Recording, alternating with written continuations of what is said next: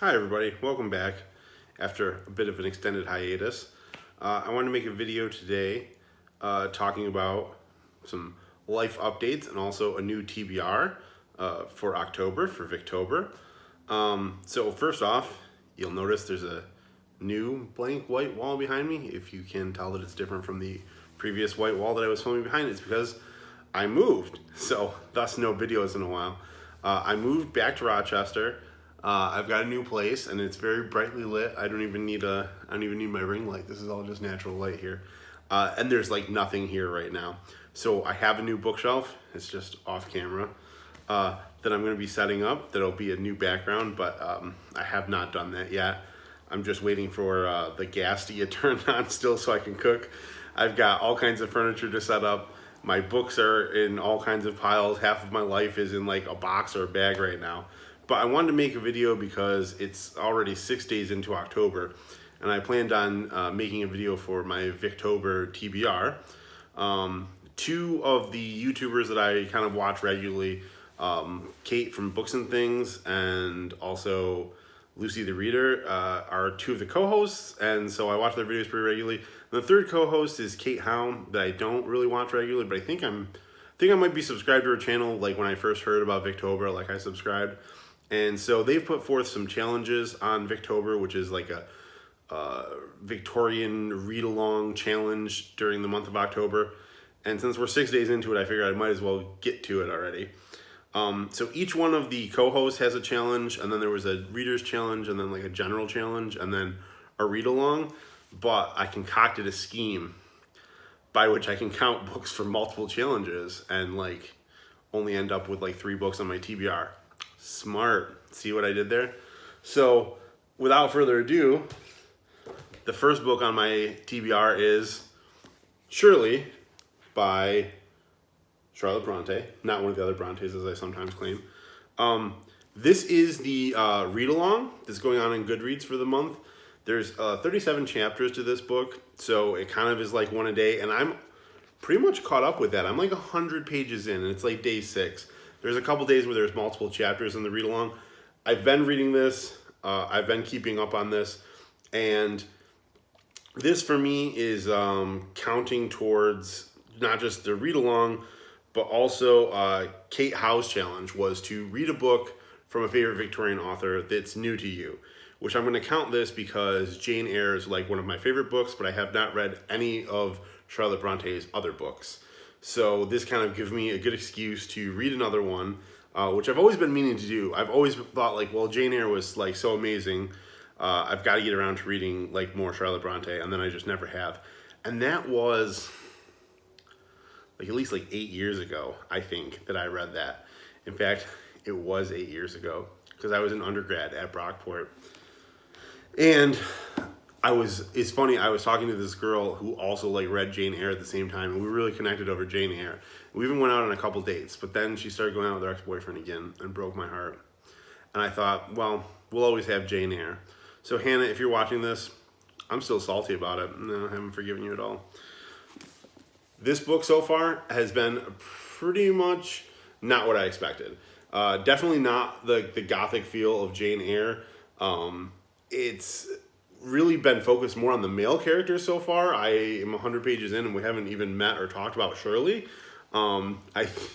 So that's kind of strange. It starts out talking about a bunch of priests, and then it's talking about this local like industrial like guy that runs a mill, and then it starts to talk about his family, and I think maybe his cousin becomes friends with Shirley, who's the title character of the book, who has not been introduced yet.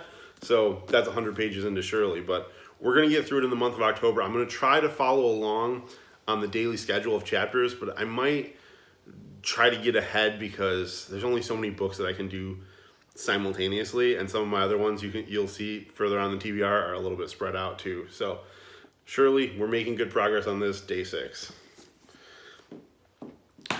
So the one of the other challenges, which was Lucy the Reader's challenge, was to read Victorian memoirs or letter collection. And I figured I'm one of those people that likes to stay on theme and stay on topic. As long as I'm like revisiting Charlotte Bronte, I'm I might as well really revisit Charlotte Bronte and get this letters collection. So I looked all over to find this letters collection. And once again, it's from Oxford University Press. You guys know how I love Oxford University Press. So I thought it would go nicely. I've got the Oxford University Press Shirley, and I've got now Charlotte Bronte's Selected Letters. And I thought this was going to be huge. I originally was thinking about getting Elizabeth Gaskell's biography of Charlotte Bronte, but that is huge. It's like 600 pages. And so I didn't get that. I was like, well, I'll do letters instead, because if I don't read all the letters, I won't feel bad about it, right? And then this turned out to be only a few hundred pages, and I was kind of like relieved. Like, it's under 300 pages. Yeah, to like 270 something. So I feel like letters will be an easy thing that I can just like read a few a night and then like through the month like progress. But I haven't started. I haven't read even a single letter or the introduction or anything. So that might be tonight. Tonight, maybe instead of reading more of Shirley, since I'm already like 100 pages into Shirley, I will get through this introduction and I will start to read some of the letters. I feel like they'll go by quick though. And I feel like it will maybe enhance my enjoyment of Shirley, because I'm like that. I like to like deeply research a thing. So yes, the letters of Charlotte Bronte. I'm going to read them as I read her novel, and we'll just have a whole like Charlotte Bronte themed Victober. So my other book is another, no, it's not another, no, just joking, it's not. So one of the other challenges, which was the Reader's Challenge, was to read previous Victober TBR, but I didn't do Victober last year, so just some previous book that like maybe you've always wanted to read for a long time or it didn't finish, and this falls into both categories. I have wanted to read it for a long time and I haven't finished it. I even talked about it in a previous video. And Katie from Books and Things, multiple books and things, her challenge was to read Victorian literature, which equates to your favorite modern genre. So this is going to count all of that. So it's going to be the Reader's Challenge and the Books and Things Challenge. And it's something that I've really been meaning to get around to. I finally bought this really, what I thought was going to be a very nice edition of, it's going to block out the whole screen, Varney the Vampire. So if you don't know about this book, one, this is like one of the longest books in the English language.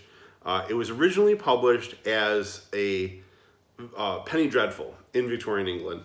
And it was a runaway bestseller, and so it kept getting printed and kept getting printed. Now, this edition is only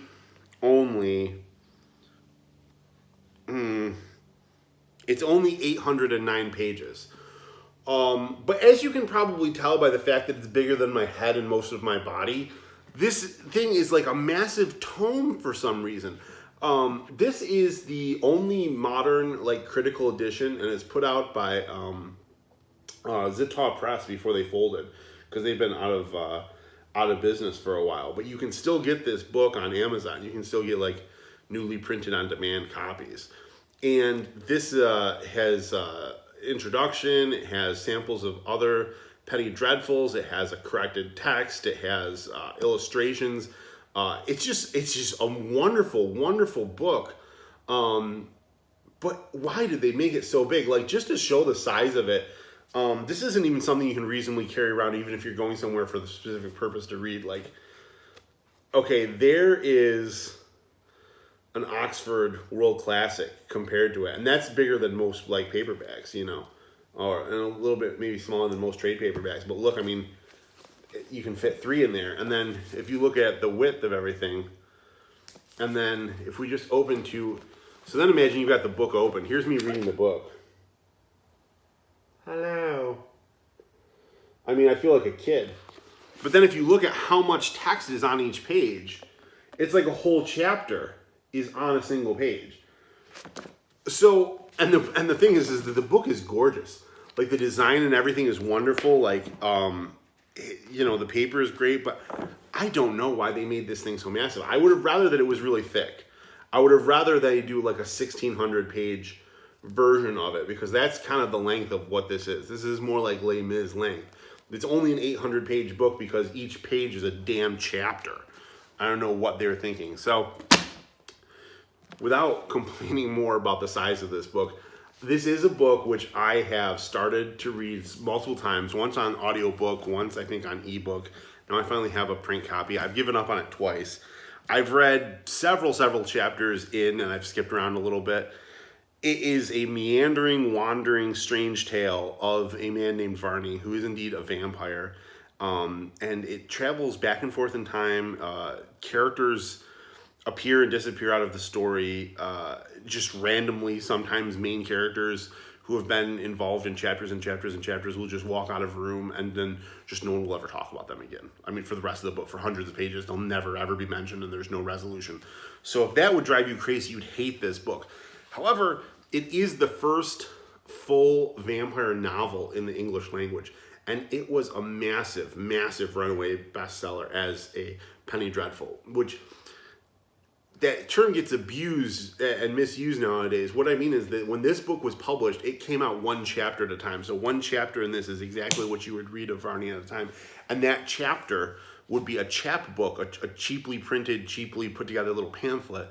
And that would be exactly 1 penny. You would go and you would buy it, and then Friday, you would get your check from work, and you could spend 1 penny, and you could read one chapter of Varney's adventures. And then the next week, it was almost like comic books or something, like the way they used to be printed, like some of them were weekly or bi-weekly or something. You would run out, you'd take your quarter or 75 cents or whatever it was then, and you would get that week or that month's installment, read what happened in that adventure, and then it would end, to be continued, right, in the next thing. So, basically, they were getting paid by the word. They were getting paid to crank out these editions. And when something kept selling hugely and selling out, you don't want the story to end. So when you come to the natural conclusion of the story, you just keep going. And that's what happened with Varney the Vampire, and that's why we have this massive text. Zittau Press was a small press about 10, 15 years ago that was specializing in books like this, in like obscure Gothic and Victorian literature. And I guess they folded at some point because they were reprinting a lot of Gothic books, and now they just became defunct, I don't know, like 10 years ago. Valancourt Press was largely the same way, only they didn't go defunct. They now publish all kinds of literature, but a lot of the stuff that Zittau might have done for the Gothic genre is now done by Valancourt Press.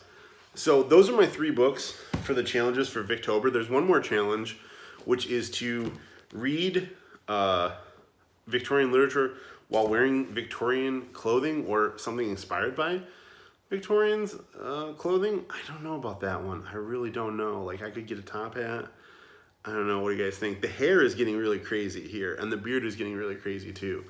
So I don't know. Maybe I could just shave this and curl this and have the Victorian mustache. I don't know what to do. Maybe I'll get a top hat or something, or I don't know. Last year's challenge I heard was by candlelight. That would have been much cooler. I don't think reading it in a top hat is going to do much for me. And I'm certainly not going to, get a whole Victorian outfit just to sit around and read. There is one other non-Victober thing that's on my TBR for the month, because I really wanted a good horror story that maybe Varney the Vampire won't do for me. And I've had Lovecraft on the mind lately.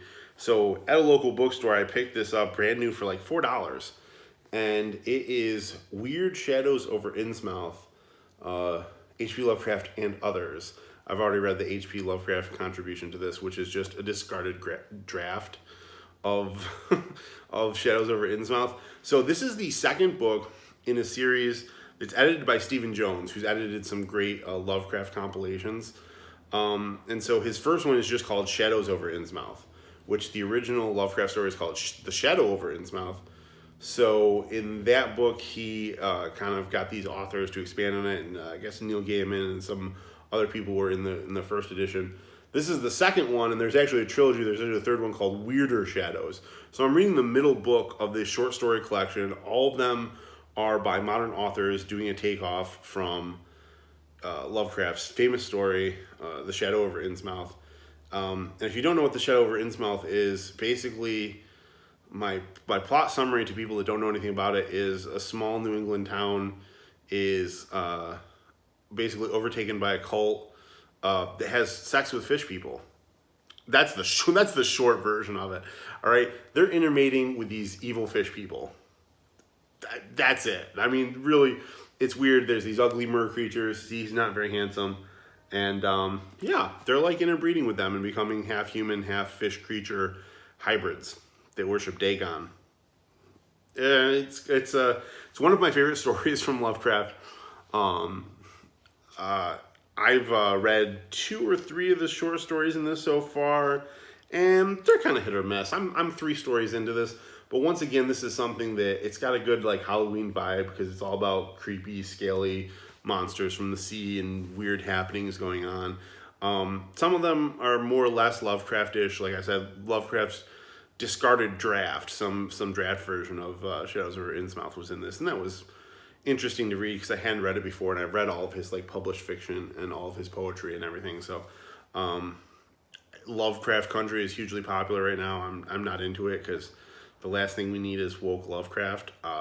So I thought that this would be kind of cool to get me back into a little bit of the Lovecraftian world, and there's going to be much more Lovecraft on this channel eventually. So there's the shot of everything from behind, and then here we go. This will be the reveal shot. So that's it. 4 books from my Victober. 3 of them are part of the Victober challenge, and it's pretty nice because I've got like a Penny Dreadful, which was kind of like episodic, Shirley, which is broken up into 37 chapters, which is pretty episodic, short stories which are episodic by their nature, and letters that are episodic by their nature. So I feel like I can get and read like a little chunk of everything every day and make some progress through the month. I've definitely got more in-depth book reviews coming and more early Gothic fiction. Interestingly for me, for Victober, I think for most people means like reading stuff from the past, like going in one direction. And like to me, it's like going in the future because most of the stuff that I'm reading is from the 1700s. Every book I've had on my channel has been from the 1700s. So going to Queen Victoria's reign is like jumping into the future for me.